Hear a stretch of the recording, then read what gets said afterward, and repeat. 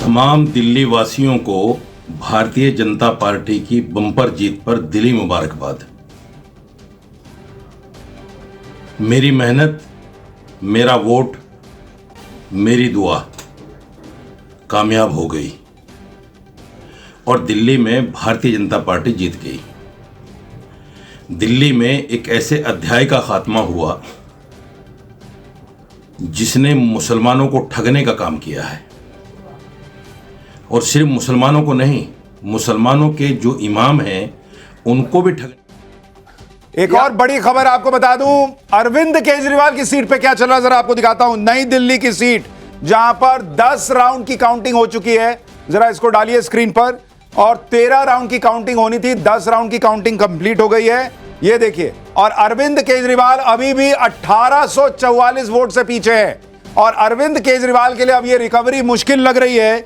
अरविंद केजरीवाल परवेश वर्मा से हार रहे हैं। मैं आपको ये बता दूं, अभी ऑफिशियल होना बाकी है, वेबसाइट पर अपलोड होना बाकी है, लेकिन जो हमारे सोर्सेज बता रहे हैं वो ये बता रहे हैं कि अरविंद केजरीवाल लगभग चुनाव इस जगह से हार गए। यानी केजरीवाल की भी हार पक्की। यहां 10 राउंड बताया जा रहा है, लेकिन कहा जा रहा है कि 11 राउंड के बाद भी 1800 वोट से पीछे हैं। सो यानी कि 13 राउंड में 11 राउंड खत्म हो चुका है, सिर्फ 2 राउंड बचा हुआ है और अभी भी 1800 वोट एक राउंड में कितने होते वोट? और अब यहाँ के हिसाब से अगर आप अलग अलग जगह अंदाजन यहाँ के हिसाब से अगर आप देखिएगा 10 राउंड में 4000 वोट, 5000 के करीब 5000 हो गया, तो फिर पॉसिबल नहीं है 2 राउंड में। 5000 से ज्यादा नहीं होता एक राउंड। और नहीं, आप एक और करिए कि वो 7वें राउंड के बाद से लगातार पीछे है। करेक्ट। तो पिछले 5 राउंड में वो लगातार पिछड़े भी हैं, और उनका जो गैप है वो भी बढ़ा है, 200 से बढ़कर वो 1000 और फिर अब 1800 हो गया है। तो वही कह रहा हूं, तो एक ट्रेंड दिख रहा है। 10,000 में 1800 कवर करते फिर लीड लेना लगभग इम्पॉसिबल है, क्योंकि कुछ वोट संजय दीक्षित को भी मिले। ये बहुत जल्दी ये दूसरा विकेट गिरेगा, और ये एग्जीक्यूट करना कि बाकी सबको 0 मिले। डॉक्टर दत्ता कह रहे हैं ये बड़ा विकेट जो है, जिसको बड़ा विकेट कहती है आम आदमी पार्टी, वो भी बहुत जल्दी गिरने वाला है। तो ये दूसरा नहीं, तीसरा विकेट हो जाएगा। तीसरा विकेट आतिशी भी गई है और अरविंद केजरीवाल का भी। अब एक बार जरा आतिशी का हाल भी देख लेते हैं। जरा आतिशी की तस्वीर मैं आपको दिखाता हूं। आतिशी जो है वो भी चुनाव लड़ रही हैं, और आतिशी कालका जी सीट।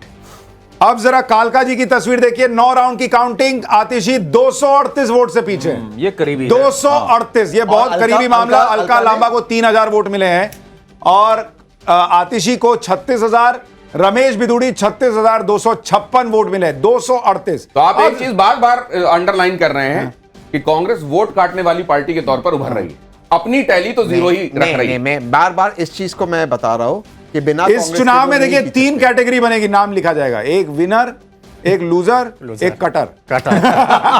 हार के भी जीतने वाला बाजीगर फ्लावर नहीं, देखिए ये लोग असली सनातनी ये लोग हैं। ये लोग असली हैं जो गीता को मानते हैं। कर्म करो, अब फल को भूल जाओ। ये कर्म भी नहीं करते और फल भी भूल जाते हैं। हार में जीत का मजा कैसे लिया जाए, ये कांग्रेस वालों से सीखना होगा। क्योंकि वो कह रहे कि भाई हम बाजीगर कहे जाएंगे, हम हारे नहीं है। नहीं, लेकिन मुझे ये बताइए, एक मिनट, 238 वोट का सिर्फ फर्क है। तीनों का प्रेडिक्शन बताइए, क्या आतिशी जीतेंगी हारेंगी, जल्दी बताइए। आतिशी आ रही है, जीत रही है? बिदुड़ी जीतेंगे। बिदुड़ी जीतेंगे। लीजिए, इनके 3 वोट तो यहीं जोड़ दीजिए, तो 241 वोट से पीछे हो जाएंगी। और अभी देखिए एक और उतना वैसा ही चौंकाने वाला एक और आंकड़ा आ रहा है कि भारद्वाज जो है, सौरभ भारद्वाज अभी भी 1700 वोट से पीछे। आश्चर्यजनक है। इसमें एक अलग फैक्टर है, जो जेके और मिडिल क्लास था, वहां पे जो पानी का बिल आता था, और सौरभ खुद इंचार्ज थे जल बोर्ड के। मैं जानता हूँ वहाँ पे एक हॉस्पिटल है GK1 में, उसका बिल 4 लाख रुपया महीने का है। तो जब मैंने खुद सौरभ को फोन किया कि इसको ठीक करवाओ यार, क्या हो रहा है, अस्पताल है, तो वहां पर वो जो नहीं कर पाए, और वहां पर कैलाश गहलोत के लोगों ने सारी गाड़ियां उठा दी थी। नहीं, इसमें एक चीज मैं आपको और बताता हूं। जैसे अगर अभी एक बार ये तस्वीर दिखा दीजिए। 14 राउंड की काउंटिंग होनी है, 10 हो चुकी है। सौरभ भारद्वाज 1727 वोट से अभी पीछे चल रही है, देखिए। और जो बीजेपी की कैंडिडेट हैं शिखा रॉय, ये कोई बहुत अभूतपूर्व कैंडिडेट नहीं थी। पहले कहा जा रहा था मीनाक्षी लेखी लड़ेंगी, फिर उन्होंने मना कर दिया। फिर कहा गया था कि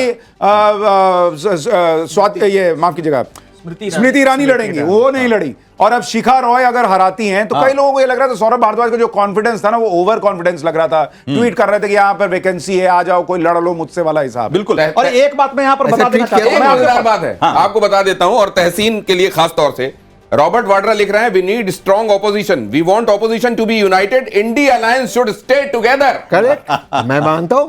कैसे मानते हैं आप? अभी कह रहे हैं अलग कैसे नहीं ये मानते हैं। देखिए इनको अपॉर्चुनिटी दिख रही है कि अब ये लोग कहेंगे कि राहुल गांधी की छत्रछाया में सभा जाओ। एक सेकंड, नहीं तो हम कटर बनेंगे।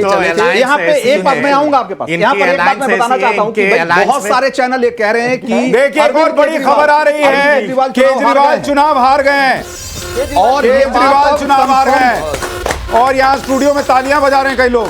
केजरीवाल चुनाव हार। आइए राजगोपालन सर, आइए आप इधर आके स्क्रीन पे ताली बजाइए। डीडी न्यूज के हवाले से अरविंद केजरीवाल चुनाव हार गए। Welcome sir, welcome.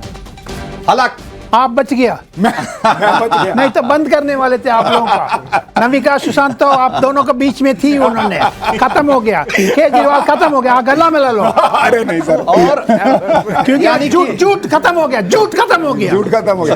Half an hour lawyer, आधा घंटे का लायर कमीशन की वेबसाइट पे अभी अपडेट नहीं हुआ है, लेकिन जो वहां से खबर आ रही है उसके मुताबिक चुनाव हार चुके हैं अरविंद केजरीवाल। और ये इस तरीके से देखिए कि दो बड़ी हार, पहली जो सबसे पहले खबर आई वो मनीष सिसोदिया को लेकर, और अब अरविंद केजरीवाल। और ये कहा जा रहा है कि आतिशी भी अभी भी पीछे चल रही हैं, जैसा कि अभी हमने दिखाया। हालांकि मार्जिन बहुत सौरभ भारद्वाज और सौरभ भारद्वाज भी पीछे हैं। मनीष सिसोदिया, केजरीवाल हार गए, 1700-1800 वोट से सत्येंद्र पीछे जैन हार गए।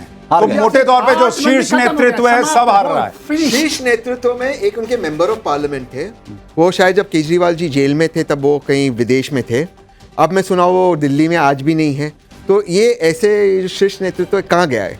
वो सुना है वो भाजपा। नहीं, ये तो शीर्ष नेतृत्व की बात कर रहे हैं। मुझे ये बताइए, ये शीश महल का कितना बड़ा योगदान है ये इनकी लुटिया दूसरे में? ये आप सुनिए लोग से एक पूछ मिनट, रहे हो। शीश महल मैं बताऊं, देखिए सर शीश महल जो है वो बतौर पत्रकार हमारा काम था। और अगर आप मानेंगे, बहुत सारे लोग ये कहते हैं कि पिछले 10 साल में अगर आप देखेंगे कोई बहुत बड़ी स्टोरी जो टेलीविजन पे ब्रेक हुई, उनमें से एक शीश महल थी, जिसका इंपैक्ट कई लोग मानते हैं कि आज के रिजल्ट पर है। प्रधानमंत्री ने लोकसभा में बोला, अमित शाह ने लोकसभा में बोला, और क्या चाहिए आपको?